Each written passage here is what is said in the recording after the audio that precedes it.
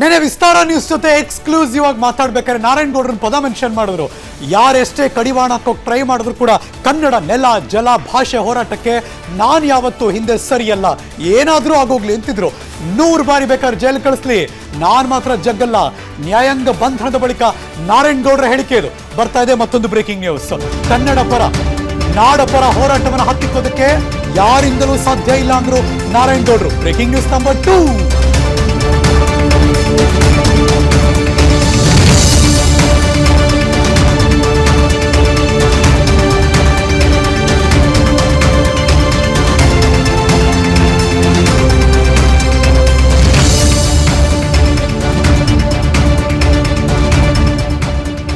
ನಾಮಫಲಕದಲ್ಲಿ ಕನ್ನಡ ಇಲ್ವಾ? ಮುಲಾಜಿಲ್ಲದೆ ಕಿತ್ತೋಸಿತೀವಿ. ಕನ್ನಡ ಇಲ್ಲದ ನಾಮಫಲಕವನ್ನು ಕಿತ್ತೋಸಿತೀವಿ. 31 ಜಿಲ್ಲೆಗಳಲ್ಲೂ ಕೂಡ ಕನ್ನಡ ಇಲ್ಲದ ಫಲಕವನ್ನ ಕಿತ್ತೊಗಿತೀವಿ ನಾವು. ಮುಖ್ಯಮಂತ್ರಿ ಸಿದ್ದರಾಮಯ್ಯನವರೇ, ನಿಮ್ಮ ಕನ್ನಡ ಕಳಕಳಿ ಏನಾಯ್ತು? ನಮ್ಮನ್ನು ಚುನಾವಣೆಗೆ ಬಳಸ್ಕೊಂಡು ಅನ್ಯಾಯ ಮಾಡ್ತೀರಾ? ಸಿದ್ದರಾಮಯ್ಯನವರು, ಡಿ ಕೆ ಶಿವಕುಮಾರ್ ಅವರೇ, ನಿಮಗೆ ಸ್ವಾಭಿಮಾನ ಇಲ್ವಾ? ಇದು ಬೂಟಾಟಿಕೆ ಸರ್ಕಾರ.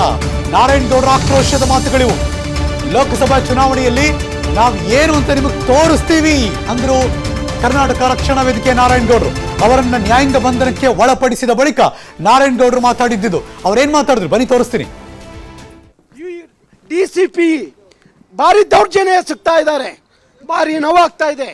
ನಾವು 35 ವರ್ಷದ ಹೋರಾಟದ ಹಾದಿಯಲ್ಲಿ ಯಾವುದೇ ಅಧಿಕಾರಿಗಳು ಹೀಗೆ ನಡ್ಕೊಂಡಿರ್ಲಿಲ್ಲ. ನನ್ನ ಹತ್ರ ಹೀಗೆ ನಡ್ಕೊಂಡಿರ್ಲಿಲ್ಲ.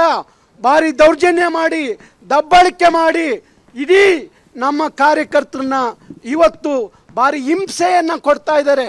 ಸಿದ್ದರಾಮಯ್ಯನವರೇ, ಮಾನ್ಯ ಗೃಹ ಸಚಿವರೇ, ನೀವು ನಿಮ್ಮ ಸರ್ಕಾರ ನಮ್ಮನ್ನು ಬಳಸ್ಕೊಂಡು ಇವತ್ತು ನಮಗೆ ಈ ಥರ ಅನ್ಯಾಯ ಮಾಡ್ತಾ ಇದ್ದೀರಿ.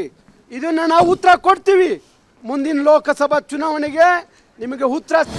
ಅನುಕ್ಷಣದ ಸುದ್ದಿಗಳಿಗಾಗಿ ವಿಸ್ತಾರ ನ್ಯೂಸ್ ಯೂಟ್ಯೂಬ್ ಚಾನೆಲ್ ಸಬ್ಸ್ಕ್ರೈಬ್ ಮಾಡಿ. ಹೊಸ ಸುದ್ದಿಗಳ ನೋಟಿಫಿಕೇಶನ್ಗಾಗಿ ಬೆಲ್ ಐಕಾನ್ ಕ್ಲಿಕ್ ಮಾಡಿ. ಲೇಟೆಸ್ಟ್ ಅಪ್ಡೇಟ್ಸ್ಗಾಗಿ www.vistaranews.com ವೆಬ್ಸೈಟ್ಗೆ ವಿಸಿಟ್ ಮಾಡಿ. ಅಂಗೈಯಲ್ಲೇ ಜಗತ್ತಿನ ಸುದ್ದಿ ತಿಳಿಯಲು ವಿಸ್ತಾರ ನ್ಯೂಸ್ ಕನ್ನಡ ಆಪ್ ಡೌನ್ಲೋಡ್ ಮಾಡಿ.